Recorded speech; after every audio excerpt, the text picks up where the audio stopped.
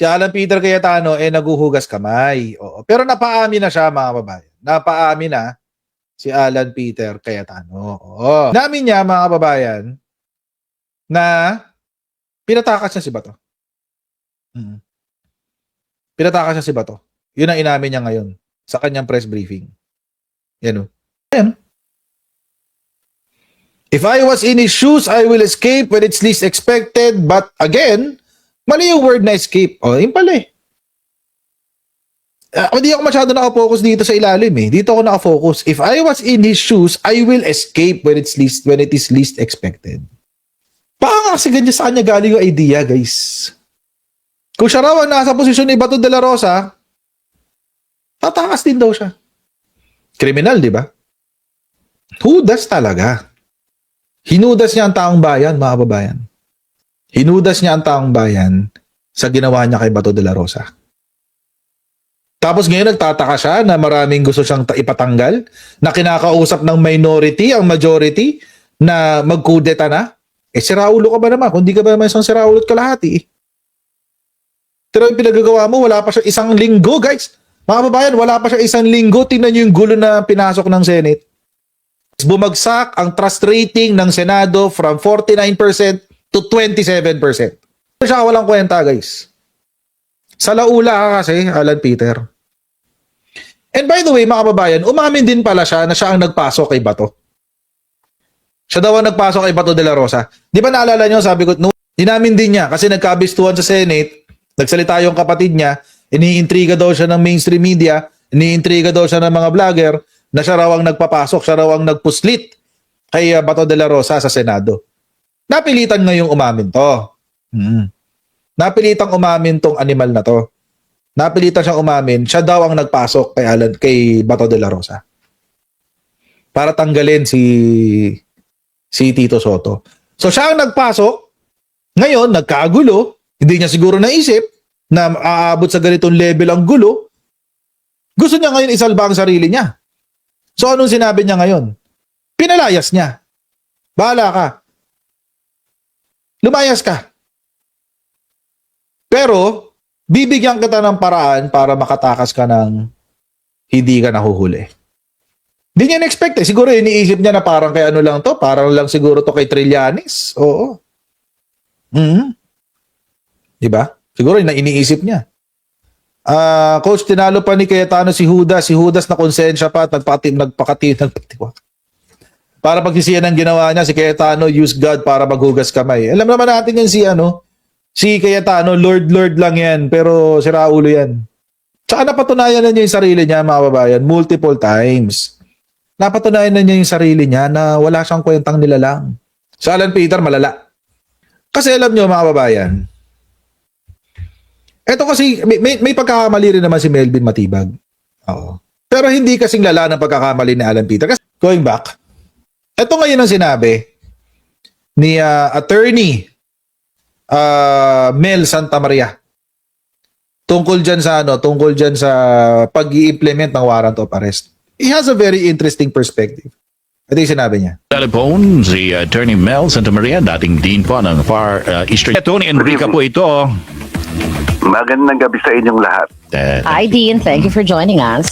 Kahapon po, hanggang ngayon pala, sorry, hindi lang kahapon, hanggang ngayon meron pa rin question kung nasunod ba yung tawang proseso sa pagsisilbi ng isang international arrest warrant. Dahil sinasabi ni Senate President Cayetano, dapat may kaakibat na locally issued arrest warrant, court order, at dapat ipinagbigay alam muna sa kanya at sa Senado with proper coordination. Na meron silang isisilbing warrant.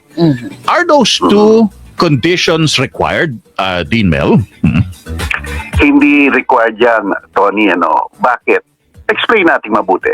Sige po. Kasi ito larangan ng international law Sa international law, tinatanggap yung crime against humanity. Actually, ang crime against humanity pwedeng litisin kahit sa anumang bansa kung saan mahuli yung suspect, no?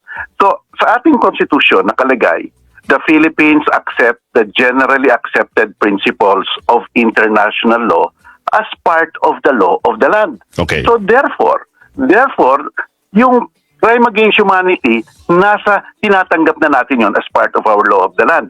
Ngayon, in 2009, si Senate President Juan Ponce Enrile, sila Miriam Defensor Santiago, gumawa ng batas para maging tulay doon sa crime against humanity. Ito yung Republic Act 9851. Ang sabi nila doon na sa Section 17, kung meron ng isang international tribunal na nag-iimbestiga o naglilitis sa isang taong pinaratanganan ng crime against humanity, pwede nang pahintulutan ng gobyerno na ipatuloy na lang yon at kung kinakailangan i-transmit sa kanila yung physical pagkatao nung suspect. Yeah. So therefore, may tulay tayo. May tulay, yun yung Republic Act 98, Yes. 51. Sa pamamagitan ng tulay na iyon, ina-accept ngayon ng gobyerno ang jurisdiction ng kung sino mang international tribunal na yon. So pag-accept ng recognize ng international tribunal na yon, ina-accept rin natin ang mga proseso nila.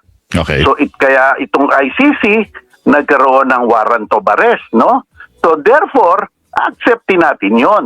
Sapagkat nakalagay rin nung nagtumiwalag tayo sa Rome Statute noong March 2019, may Artikulo 127. Ang sinasabi, pagamat ang isang bansa ay humiwalay sa Rome Statute, hindi ito makakatiwalag sa mga responsibilidad nila sa tratadong ito bago sila ay tumiwalag. Ayon sa mga kasong naihain na. So, ang naihain... Ayun. Mga kababayan, importante po yan kasi yung Article 137 na yan ng Rome Statute, basically, ibig sabihin yan sa mga krimen kung saan sa crimes against humanity, kung saan ang Pilipinas ay miyembro pa ng ICC, may jurisdiction ang ICC dyan. Also, sa mga kaso nga, tulad nga ng sinabi ni Attorney Mel Santa Maria, na naihain na. Ibig sabihin, naibigay na sa ICC at nasa jurisdiction na ng ICC. Ulitin lang ko natin para lang sa pagkakaintindihan ng lahat, ang jurisdiction po ay isang napakagandang salita na ang ibig lamang sabihin ay kapangyarihan sa Tagalog. Kapangyarihan, mga kababayan, kapangyarihan sa kaso, kapangyarihan sa tao, at kapangyarihan sa teritoryo. Kapag ang isang korte ay may kapangyarihan sa tao, may kapangyarihan sa kaso, or sa cause of action, or sa crime, at kapangyarihan sa teritoryo, ibig sabihin may jurisdiction siya. Meron siyang karapatan. Meron siyang kapangyarihan. At kahit anong ilabas ng korte na yon, mga kababayan, ay i-recognize as valid. Ang ayaw pong tanggapin at hindi po masyadong nababanggit, maski ng mga balita. Hindi nila binabanggit to, hindi ko alam kung bakit. Na meron na pong desisyon ang Korte Suprema dyan. Nagdesisyon na po ang Supreme Court noong 2021. Si Justice Leonen pa nga ang sumulat ng desisyon, siya ang ponente. Sinabi po niya na ang Article 137 ng Rome Statute ay nag-a-apply pa rin sa Pilipinas because of residual jurisdiction. Ibig sabihin, Supreme Court na to, mga kababayan, Supreme Court na to. So, at ito nga, again, hindi ho ito na masyadong napag-uusapan, hindi napagkukwentuhan. Lagi tayo nakatutok sa RA 9851. Pero dalawa ho kasi ang nilabas meron na ho tayong RA 9851 at saka meron pa tayo decision ng Korte Suprema. Obligado po ang Pilipinas. According to the Supreme Court, the Philippines is obligated to cooperate with the ICC. Obligated. Obligasyon ng Pilipinas. Sa Supreme Court decision na ho yan, mga kababayan. Parte na yan ng ating law of the land. Jurisprudence na yan. Wisdom of the court na yan, guys. Kasi ipinipilit ni Alan Peter Cayetano na kailangan ng local warrant. No. Meron tayong RA 9851 at meron din ho tayong decision ng Korte Suprema noong 2021. Meron pa tayong konstitusyon. So, ano pinagsasabi ni Alan Peter Cayetano? Ano pinagsasabi ng mga DDS dyan, nakakatawa pa dyan, pati mga DDS lawyers na ikisabay. high na kaso noon yung kay Duterte. Opo. Ayan. So Kasi therefore, binanggit. nakikita natin sa ICC, ang hangganan nila March 2019 lang. So yung mga proseso before that, meron tayong residual obligation na tumulong sa ICC. Yes. Kaya ito na yung warrant of arrest. Yes. So ang tanong, kailangan pa ba tayong pumunta sa local court para kumuha pa ng isa? Hindi na kailangan. Sapagkat nire-recognize na natin yon. So iyon, kaya yung sinasabing dapat kumuha sa local court, Opo. redundancy lang yon. Hindi na kailangan yan. Redundancy. Okay, ngayon, so sinagot niyo yung isang punto ni Senator Cayetano. Pangalawang punto niya, bakit hindi mo na pinakita sa amin yung warrant of arrest? Para sana nagkaroon ng proper coordination. Dahil hindi namin nakita yon, hindi namin pwedeng ipasilbi yon kay Senator Bato. Ano sagot niyo? Alam mo ba, kahit nasa ating rules of court, sa pagdadakip ng isang tao, hindi man dandong pakita muna ang warrant of arrest. Sapagkat baka pumiglas baka umalis baka matakot. Diba? So ang sinasabi ng Korte ng ating rules of court, pwede mong dakipin. At saka pagkatapos, dalhin mo sa presinto o sabihan mo ng Miranda rights at pakita mo yung warrant of arrest. So Yun yung binasa ko kanina. Yung binasa ko kanina, Rule 113, Section 11. Kayo na lang maghanap. Yun. Kayo na lang maghanap. Ulitin, rules of type nyo sa Google, Rules of Court, Rule 113, Section 11. Yun yung sinasabi ni Attorney Mel Santamaria.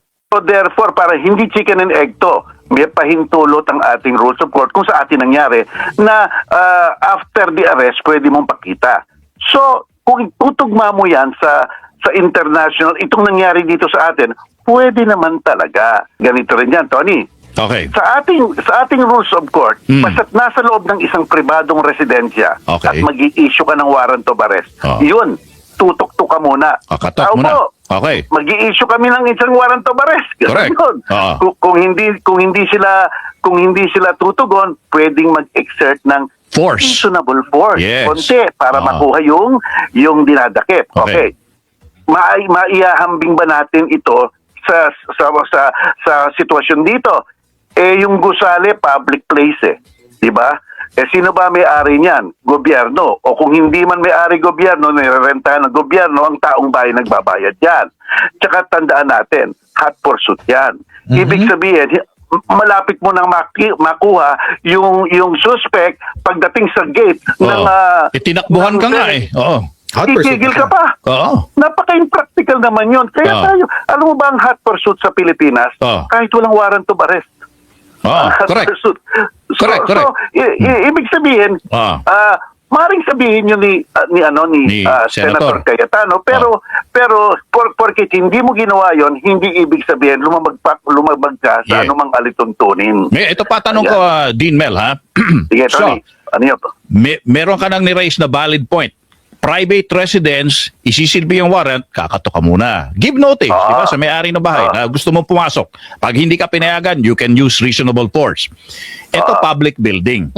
Meron pang karapatan yung opisyal na may opisina sa public building na yan para sabihin, teritoryo namin to, wala kayong jurisdiction dito, NBI, kasi kami ang merong hawak ng security dito, meron kaming sergeant at arms. Ano po ang sinasabi ng rules of court doon?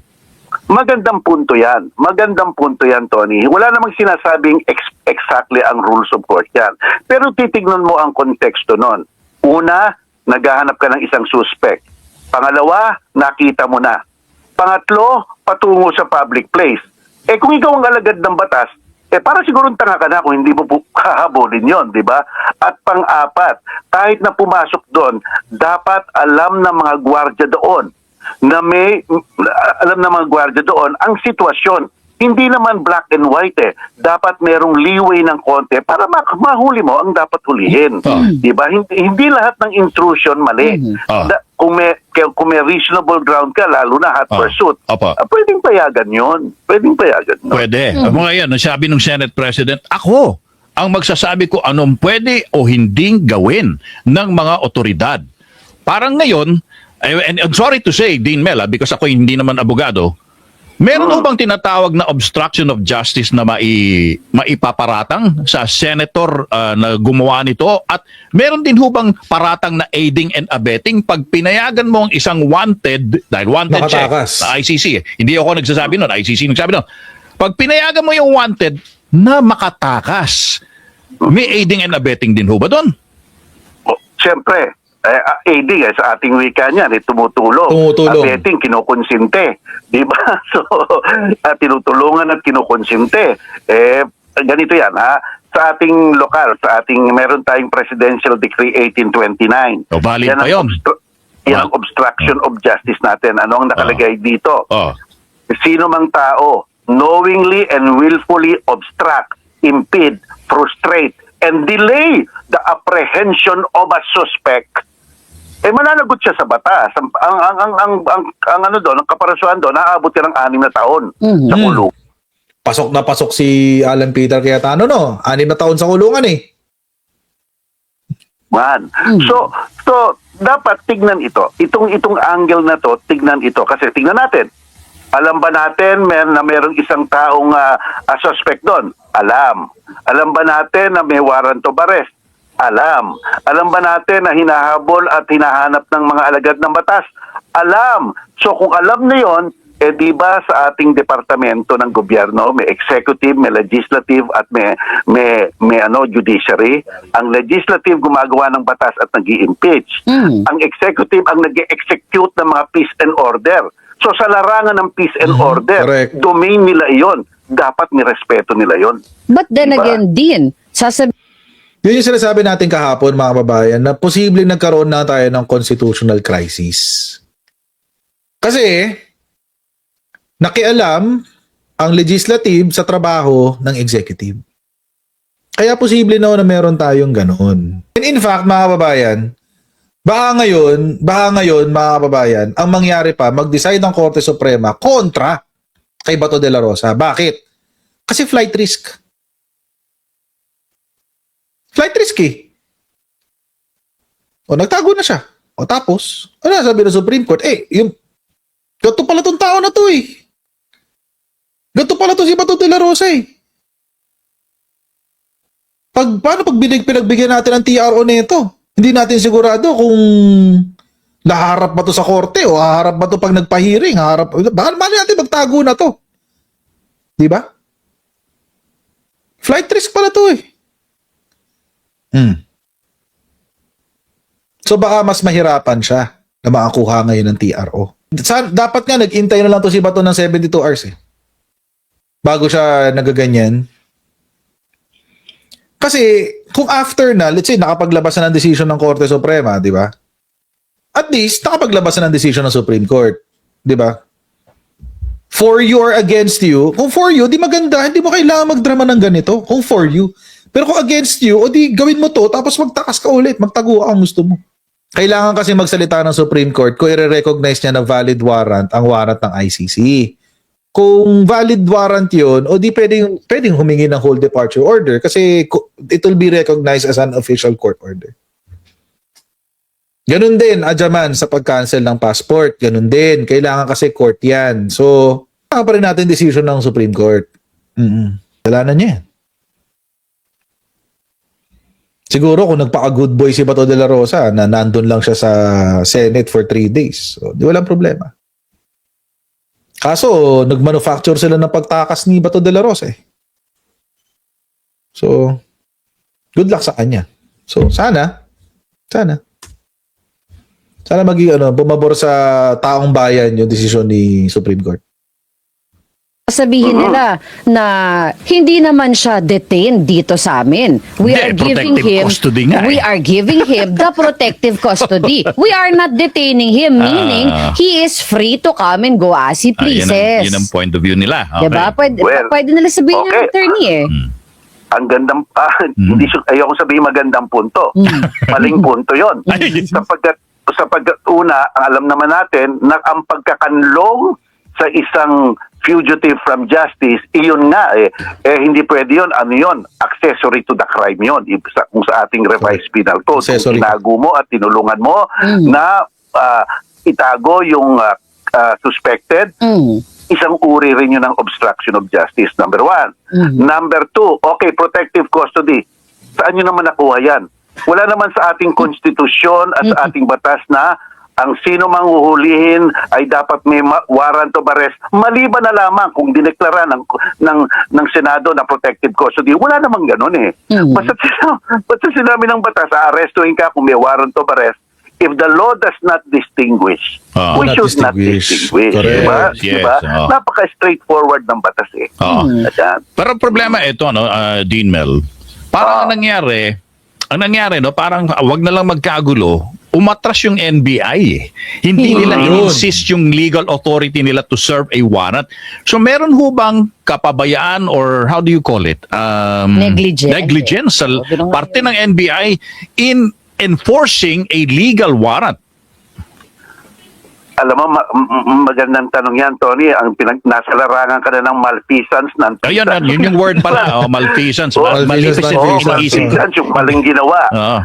Misfeasance, yung negligent. Opo. Yung non-feasance, yung tamad. Yes. Walang ginagawa. Diba? So, yun nga ang punto, no? Siguro, pwedeng bigyan ng leeway. Pwedeng bigyan ng leeway para hindi lang kasi magkaroon ng gulo kasi Correct. may tension na kagabi. Opo. Pero sa larangan ng pagpapatupad ng batas, hindi mo na ninegotiate ang isang huli mong may warrant of arrest, may suspect. Kasi trabaho iyan. Correct. Trabaho iyan ang alagad ng batas, di ba? Dapat ang sabihin, ang nasabi niya siguro, ewan ko lang, dapat sana nasabi niya, Mr. President, Senator, okay, mag-negotiate tayo. Pero ang level ng negotiation natin, kung papaano nyo isusuko yan sa amin. Yeah. pero Kasi trabaho namin yan eh. Yun na nga. Baka non-peasants kami. Hindi na nila tinupad din trabaho nila dahil Well, kasi nga, he operated on the basis of trust. Malay ba niyang scammer yung kausap niya? Na yung kausap ni Melvin Matibag ay si Alan Peter Cayetano, nanuknukan ng sinungaling. God, God, Lord, Lord, pero di lang demonyo, di ba? Malay ba niya? I think he just operated on the basis of trust. Nirespeto lang niya yung Senado. That's about it. dahil sabi nila parang nagbigay sila ng puwang sa Senado na Dahil pinalis din sila. Oo. Who's gonna call them out dito, Dean? Alam mo ha, kung ang tinitimbang natin ganito, Oo. sino magbibigay ng respeto sa isa't isa? Sino ang dapat bigyan mong respeto sino ang mananaig na respetong bibigyan? Sino dapat? Dapat kasi ang NBI. Sapagkat ini-explain ko, sa ating may dispersal of function sa ating gobyerno. Ang judge naghuhusga. Okay. Ang legislature gumagawa ng batas at nag-i-impeach. At ang executive, peace and order. Kaya kung alam lang natin ang ating mga trabaho at ang ating mga domain, alam dapat ng legislature, iyon ang kanilang function. Yes. Kaya as between their function and our function na ngayon, wala naman tayong ginagawa. Dapat nating galanin yun. Diba dapat ganun lang naman eh. Sige. Dean Mel, medyo naubos ang oras natin pero off the air, sana at makakausap namin kayo. Okay. Ulitin lang natin mga kababayan, no? I think si Melvin Matibag just showed good faith. Nagpakita lang siya ng good faith kay Alan Peter Cayetano. Kaso nga lang, in-underestimate niya ang kawalanghyan ni Alan Peter Cayetano. In-underestimate niya ang katangahan ni Alan Peter Cayetano. Tapos, syempre, si John B. Cremulya, kahit pumunta siya doon, wala naman siyang ginawa. Tawa-tawa pa sila, di ba? Asan na ba yung picture ko na yun? May picture ako nun eh. Dito ba yung picture ko nun? Tropa-tropa eh. Di ba? Ganda-ganda ng picture nilang dalawa eh. Ito ako ulit sa inyo ha. Tawa-tawa pa eh. Oh, di ba? Yan ang magaling. Di ba, John Vic? Magaling, di ba, John Vic? Ito yung non-feasance. Hindi mo ginawa yung trabaho mo. Kala ko, naghahanap eh. Kala ko, hinahanap si Bato eh. Aso, hindi pala. Naghanap pala ng fellowship. Naghanap ng fellowship si John Vic. Ba? Ganda-ganda ng picture eh. Pagtan nyo na to. Tanggalin na tong hayop na to. Pawalang kwenta. Kaya mga kababayan, hindi pwede malusutan to, hindi basta-basta makakalusot dito si Alan Peter. Yun, tingnan natin kung ano mangyayari.